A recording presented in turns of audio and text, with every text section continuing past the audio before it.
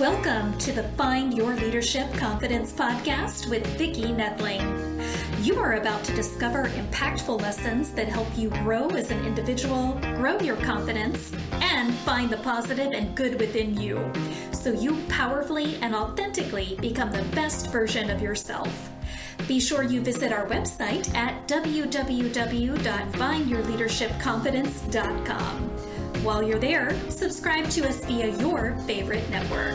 Now tune in, get ready, and enjoy the journey of emerging as a leader of exception in the 21st century. Welcome, everyone, to the Find Your Leadership Confidence podcast. I'm your host, Vicki Nedling, and I'm coming from Roswell, Georgia, where it is hot and sunny. The podcast is to help share topics and guests that will empower you to grow as a confident leader and take your business or your life to the next level. Today, I am happy to welcome Krystal Jakosky. And Krystal is a teacher and a writer based in Colorado, helping people own their shit and take ownership of their lives. Krystal teaches online and in-person classes, meets with clients in individual sessions, and hosts Breathe In, Breathe Out, a weekly mindfulness and meditation podcast. We all could use that, more so than weekly. We could probably use it daily. Our title for today is What Self-Care Really Means and Why It's Crucial. Please join me in welcoming Krystal Jakosky. Hello, thank you for having me. Hello. And I am absolutely honest that we definitely could use this self-care. It is crucial. It is important. And we learned that so much so in the last 2.5 years now. That, oh my gosh, right? That it wasn't until people slowed down that they realized how much they needed to take care of themselves. Yeah. We were forced to slow down, which made us really uncomfortable. A lot of us struggled with that. So guilty. Moms, especially, moms, the working moms. And, yeah. Some of us got to slow down. Some of us had to speed up because you have those kids at home and you've got to teach them, which means that your life just kind of exploded and you didn't know really what to do. So that there could be are a both whole sides new of podcast. Yeah. Yeah, but self-care regardless is one of those paramount things for every one of us. And I agree with you that we didn't really fully understand the need for it or how invaluable it is until something like that, this huge shift comes and says, hey, guess what? You got a problem and you need to figure it out. I like to say that we are all a finite resource. There's only so much of you that can go around. And if you don't do something about it ahead of time, get out ahead of it, then you're going to be really struggling in the back end. So, in my early years of working, I saw, and especially because most of the business owners and senior leaders were men, but I saw when they retired, within a year, they were gone. And it was because that lack of self-care. So we're not just talking women here. It's also you men out there that need to be conscious of that. Before we get into the heavy stuff, which we will, I want to know what part of the country do you call home now? Where do you live? 100% Colorado. It is heart and home. I've been here 20 years and I went somewhere else for a very short period of time. And I said, I found myself right back here settled in. So Colorado all the way. Are you Denver or small town? I'm outside of Boulder and we're very rural. Yeah. So, yeah. Beautiful area. Too much snow for me. People say that, but there's not as much snow as you would think. And most of the time it melts off the very next day. And I shouldn't tell people that because that's kind of a secret. And more people move here when they realize that. It's just amazing. It's amazing. I had a good friend and her parents lived in a small town. I think it was Durango or yes. And they had to go to a mountain pass to get to their house. of which there were times where they couldn't get to her house because the mountain pass was not passable. So that's no. And I live more on the plains. So if you are in the mountains, you are you're struggling. But I live out on the plains. So the mountains get all the snow and I get to look at it and enjoy it. But personally, give me the sun. Yes. I'm all that. I'm looking out at the sun right now. Okay, so now we're going to get in the heavy stuff. Can someone beat and avoid burnout? Is it doable? Absolutely, 100%. I guarantee you, yes. You want to know how? Don't just leave me there. Yes. No one. How is it that we avoid and beat burnout? The first thing I want everyone to understand is that you have more than one body. You have a spiritual body, which is your connection to a higher power, whatever that higher power is for you. You have your mental body. It's your thoughts, your physical body that you're experiencing life through, and then your emotional body. And the thing with burnout is that it can happen in any one of these or all of them. And if you understand that you have different bodies, different centers, then you can say, where am I burning out and what am I doing? So the very first thing I tell people to do is tune in. What is going on? What is out of alignment? What needs help? Did you forget to eat today because you had too many things going on and right now you're hangry? Did you forget to take a nap? And realistically, a nap is what would have helped you get through the rest of the day. Do you need to cry because you have some emotion that's pent up? What body needs a little help, a little nourishment and support? And then you can address that. So I tell people, if you want to beat burnout, the first thing you have to do is tune in. Yeah, you have to recognize. Yeah. You have to say, I'm worthy enough of getting something, some need met. And after you've said, I'm worthy enough to get that need met. Okay, now what is it that you need? Yeah. What will help you through this? And after you've done that, the next one is say yes. Everybody says you're supposed to say no. Say no to one thing. No. I want you to say yes. I want you to say yes to you. Yes to one thing that you need that will help you out in this moment. Granted, that might mean that you're saying no to putting something else on your plate. But the reality is, let's be a little more positive and upbeat, right? Burnout means that you're sliding down into this negative abyss, and we want to pull you up. So say yes to one thing. Say yes to you. It may be no to someone else, but yes to you and the one thing that you need. And then the third thing I tell people is to communicate. And communication does not necessarily be me talking to you. Communication can be journaling and writing it down to get it out. Communication can be listening to some uplifting music or a podcast, something that will help get you out of that weight and inspire you to move forward. And it can be communicating to somebody else, hey, I need a little help. Can you come over and assist me? Or I really just need to vent. Can you just listen to me while I get it off my chest? Communication, it's so many different things and it's so big and round, and yet it's paramount. Like if you don't communicate in some way, whether it's to yourself or to somebody else, that you have this need and you need to fill it, then you're just never going to fill it. So yeah, a couple things come to mind. I remember whenever I was working for an accounting firm, and I knew that from January till April 15th, I was going to be crazy, and so I would October, November go to the beach. And there would be hardly anyone on the beach because it's not warm. And that quiet, that solitude, that sound of the ocean just put me in the frame that I could get through that January to April timeframe. I love it. But it's giving yourself permission. Yeah. And also the other thing you talk about, mindset, and communication, the people around you are so impactful. And if you have people that are negative, they need to leave. There is no reason to keep them so keep their volume turned up in your realm, if so to speak, because you don't need that. We all need a little bit more uplifting and joy, and we all need to vibe up. And we can't do that when there's somebody around us kind of pulling us down.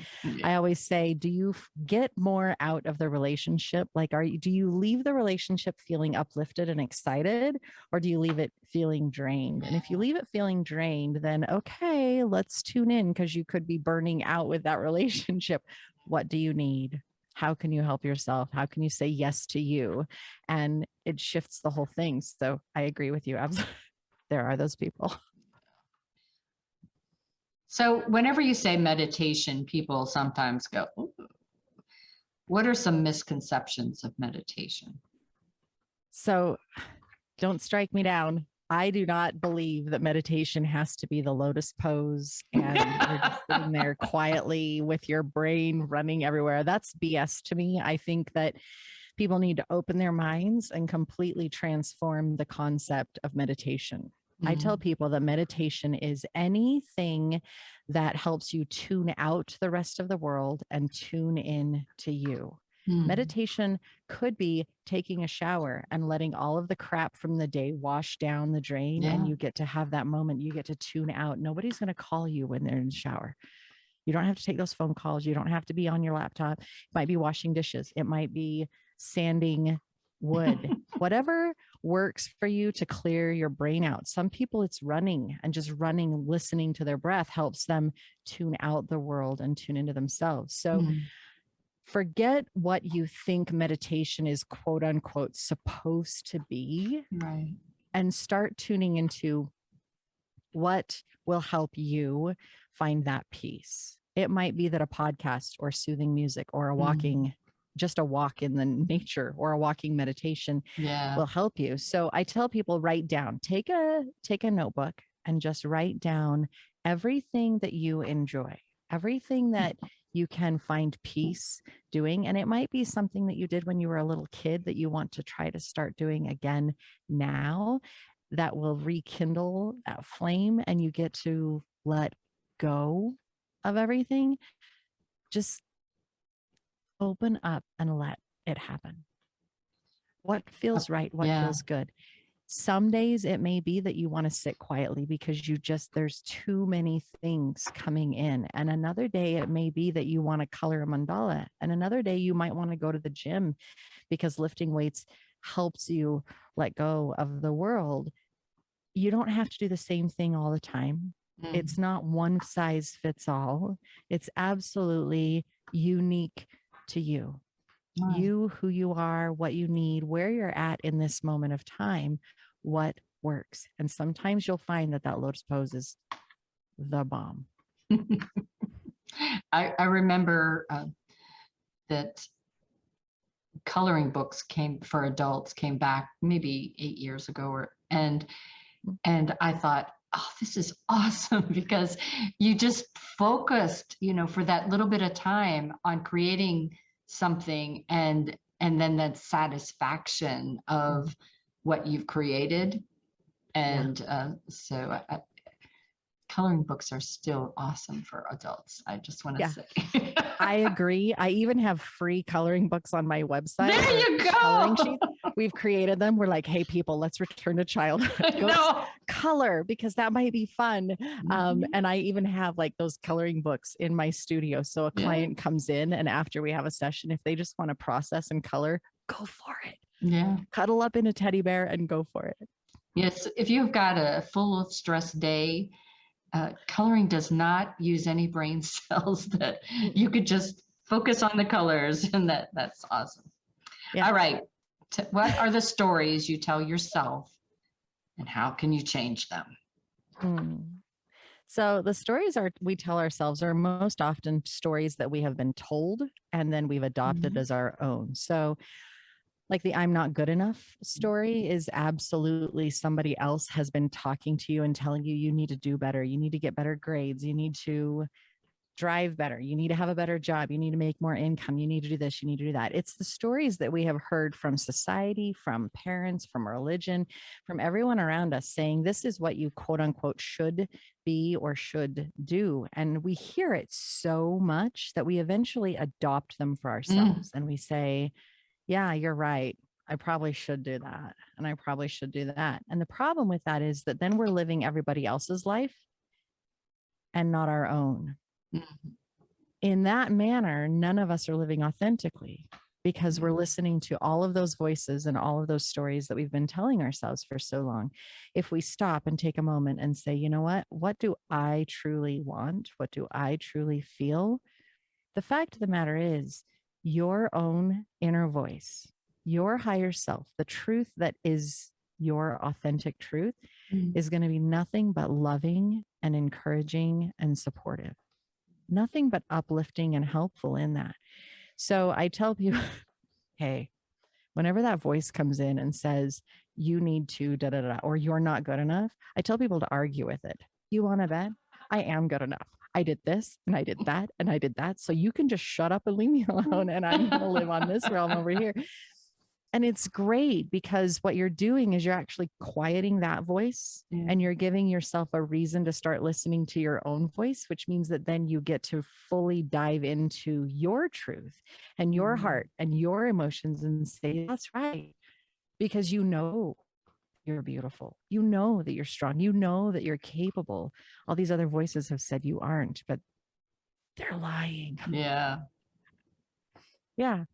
That's awesome. How can you bring your mind, body, and spirit into alignment?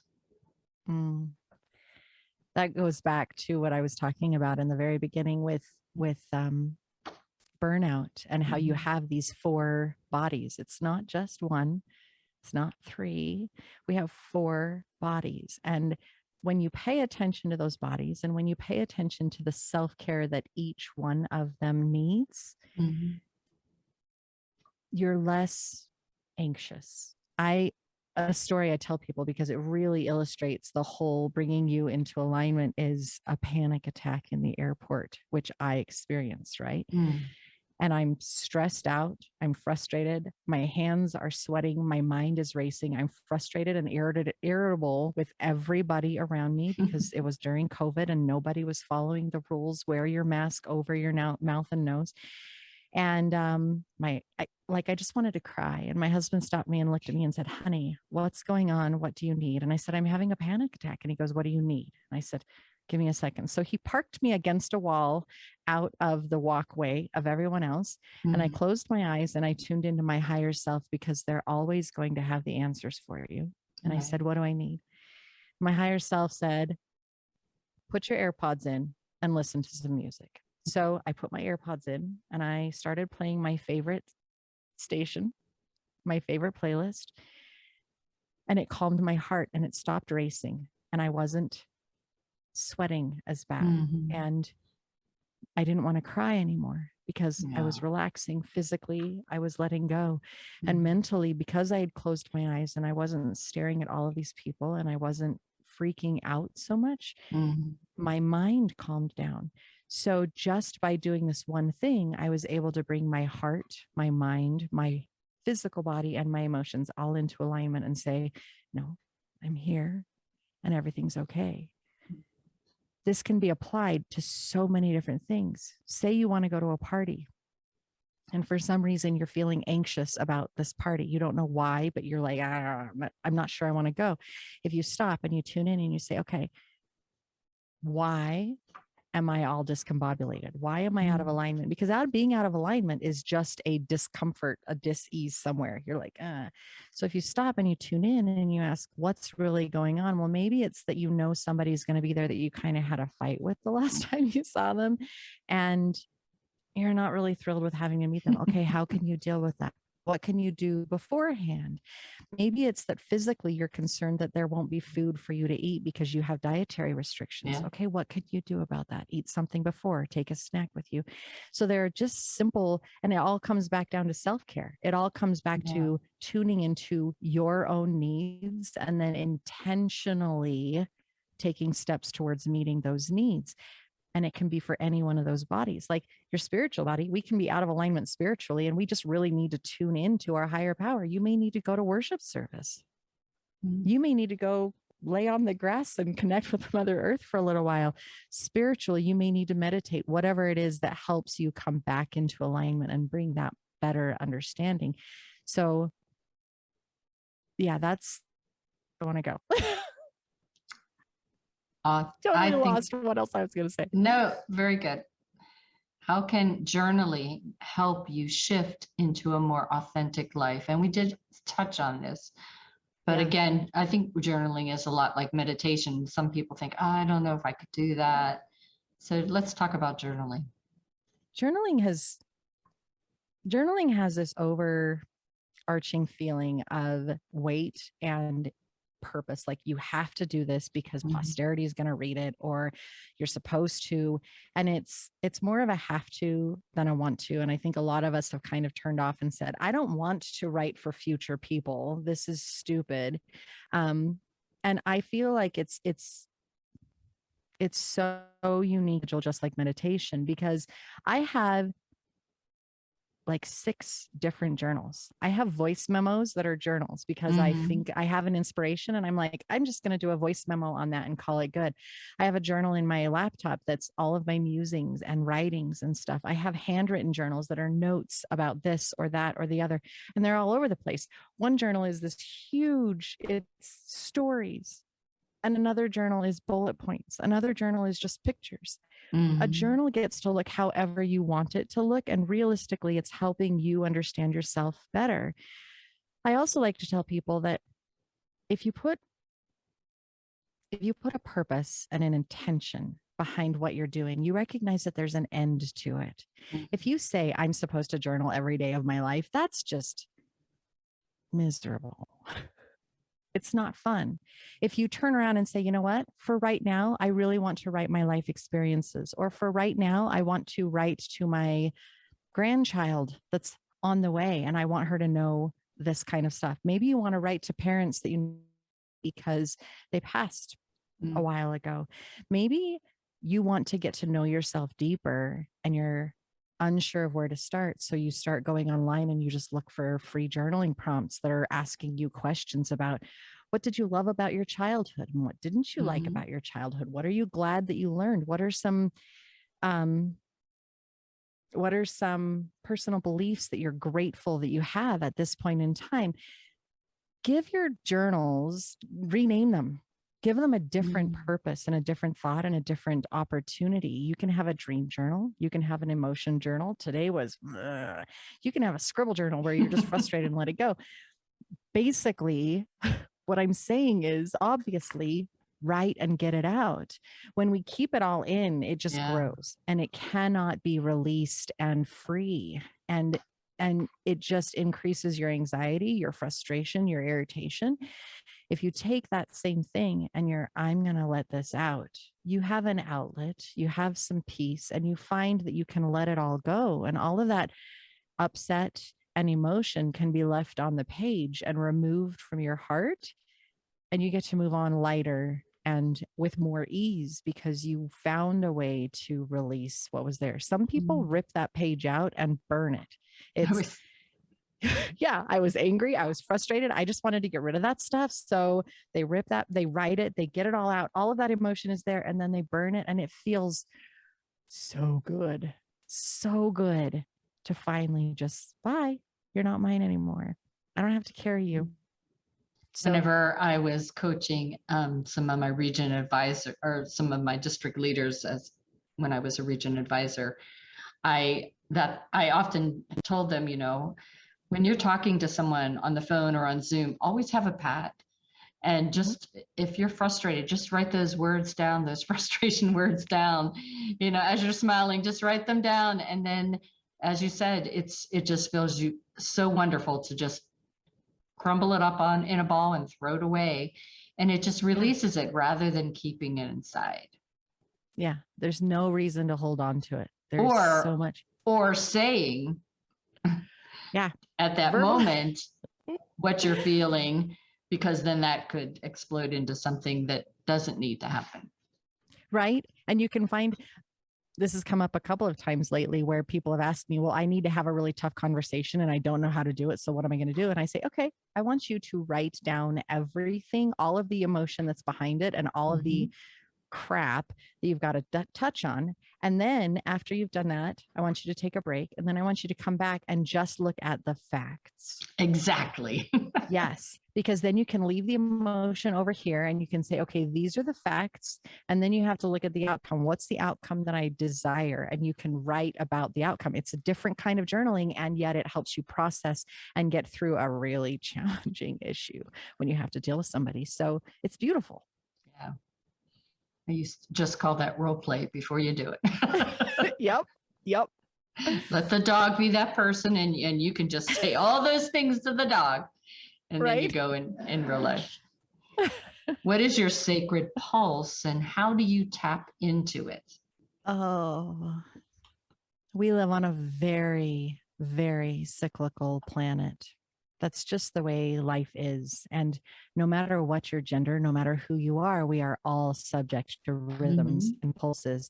Your daily rhythm, you get up, ready, go to work, you're at work, then you come home and you finish your evening and then you go to bed. It is a rhythm, it is a pulse. Yeah. The thing is that we all have this, if you will, overarching or governing rhythm that is bigger than a single day. It's generally smaller than a year. And that rhythm feeds into how we're feeling and how we're doing. For a menstruating human, it's obviously that 30 to 60 day pulse. And they know that this time is going to come around where they really kind of want to be withdrawn and left alone. Yes. Every human has this. I have worked with men and women and non-gender that have all found this pulse. And when you learn how to listen to it, learn how to understand it, learn how to work with it. Yes, work with it. It means that when you are in that space of, I just need some time for myself, you recognize that it's there. And instead of being frustrated that you really don't want to be social or you're supposed to go to this or that or the other, you acknowledge it and say, you know what? It's okay that I take a break, because right now my body is in that part of my pulse saying it's time to rest and regenerate. It's time to pull back a little bit. And if you do have to go out and you do have to be with people, it means that at the end of the day, when you come home, you're able to do additional self-care to help you boost yourself back up. It's not only for females. I need people to understand that, because every one of us is subjected to this. Every one of us deals with it. It's that time when your hair is fabulous and then the time when your hair is just won't do a damn thing. It's that cycle of when you feel clumsy or when you feel really confident and strong. It's the cycle of, I really love meats and warm inducing foods right now. No, I just want salads right now. It feeds into every single activity. It's I really want to go to the gym and work out and feel strong and muscular. And then other times I'd rather just go for a gentle hike or relax a little bit. When you recognize it, when you understand it, you can prepare for it. And then in those moments when you would otherwise be less productive, you're just as productive because you prepared for it. And you were like, that's coming around the corner. So instead of pushing really hard right now, I'm going to try to preserve some of my energy so that I can work through it and come out on the other side. I'm going to prep some lunches so that next week I'm not going without them when I'm really in my most need of having good, healthy food. And it all ties to everything we talked about, self-care, talking about the things that we say to ourselves, the need for meditation, journaling, or something to get those thoughts out. So it all ties so well together. Yeah, they all nestle together. And if we take that moment to learn about them and work with them, life is so much smoother. It is so much easier. And it means that you relax into those moments where you want to regenerate. And then you are so much more enthusiastic and excited. I can't even talk because I get so excited about it, but you're more enthusiastic and able to just really enjoy what is coming when you are in that outward and expansive phase. And you are also more of an enjoyable person to all those around you. Yes. Absolutely. And that contagious, attitude, it spreads around the room. So Yeah. We found that my husband actually has a 3-month pulse. And when he's in that withdrawal phase of his pulse, we don't communicate very well. He's kind of forgetful. He really doesn't want responsibilities, but he does want friends and social time. And now that we know that that's coming around, it's, oh, okay. Well, let's have some friends over and let's have a barbecue, or let's just have some tea with some friends, or whatever that works. But knowing it means that when he comes into it and I come into it, we don't get irritated with each other because we recognize we have more compassion for one another. So not only understanding your own pulse and what your own needs are for self-care, it helps you understand your partners as well. And your relationship just blooms and grows because now you understand each other on an even deeper level, and you know how to help self-care, and you know how to nurture and support each other, and you avoid burnout, and all of the other things just kind of roll into each other. It's really beautiful and fantastic. We just have to make that one little effort to step out, which means we're stepping in and saying yes. It is flown by the time for rapid fire. Okay. So whenever I say breathe in, breathe out, besides your podcast, what does that make you think? Peace. I get a pause. I just get a moment. I know whenever I teach people to be more comfortable speaking, that's one of the things I always have to remind people is you got to take a breath. Allow yourself to pause. Breathe in, breathe out. Yeah. We didn't talk about the fact that you have a theater background. Always people in theater have a great story. So what's your best theater story that you can tell us in a minute or less? Oh, in a minute or less. You know what? Minute or less theater has always been very cathartic for me, and it has helped me process through challenges in my life. And I was literally in a play that was about a very religious woman leaving her husband at the same time that it opened the night that my divorce was final and I had freedom. Gosh. And it was absolutely ridiculous. And I tell you, every show has been like that ever since. And it's amazing to me. Theater is such a gift. It is so healing and wonderful and accepting and beautiful. There you go. That's my theater. Awesome. So what are some tools to become your own magic pill? Stop pointing the finger at everyone else. Take a moment to recognize your own emotions, where you're at, and what you need. Recognize that you are absolutely worth it.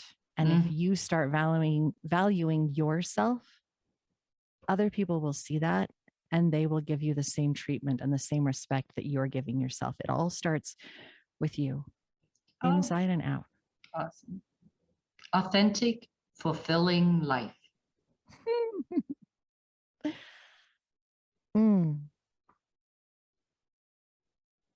When you say those words, I see grounding, I see joy, I see peace, and I see love. I see this compassionate acceptance of ourselves and the people around us, which then ripples to other people. And it's a gift that we give ourselves first. And wouldn't the world be amazing if we all did that? Like, authentic. If we were all authentic and accepting, that would be fantastic. Giving yourself permission to be vulnerable and not perfect. Terrifying and healing. Yeah. What advice would you give your 20-year-old self? It's going to be okay. Oh, yeah, so it's going to be okay. Take a breath. It's going to be okay. All right. It is time now for those of you that are just listening in to grab your pencil and pen or paper. We are going to share the screen to be able to give her contact information and also talk about free gift. So her website is https:// and I would add www.krystaljakosky.com, krystaljakosky.com. She is on Facebook. She is on YouTube. She is on Instagram. She is on Pinterest. She is on TikTok. She is everywhere. But I'm sure if you go to her website, you can click on any of those icons to be able to connect to social media, or just by searching her name, Krystal Jakosky, you will be able to find her. I'd like you, Krystal, to just talk about your online course. It's your gift. Online course is Intro to You, and it takes you through guided meditations and a whole bunch of journaling prompts so that you can connect actually with your higher self and your mental, physical, emotional bodies. It's a beautiful way to really start on that self-care journey by getting more in tune with yourself instead of the rest of the world. And we'll give your listeners a 10% off with the code of confidence. So again, that is going to krystaljakosky.com/intro to you social. And the code that you want to use is confidence to get 10% off. Well, our time has come today to an end, but I want to thank Krystal for being such a wonderful guest. We received a lot of great tips, tools, insights that will help us all to be better people, and also to just really to get to that authentic, fulfilling life that we all desire, remembering to take care of ourselves. So until the next time we get together, remember, life is a journey and it is up to you to enjoy the ride. This is Vicki Nettling signing off. Thank you for tuning into the Find Your Leadership Confidence podcast with Vicki Nettling, where we share impactful lessons that help you grow as an individual, grow your confidence, and find the positive and good within you so you powerfully and authentically become the best version of yourself.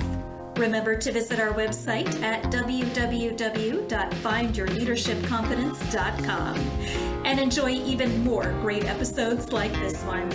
Again, while you're here, subscribe to us via your favorite network. We look forward to seeing you next time on the Find Your Leadership Confidence podcast.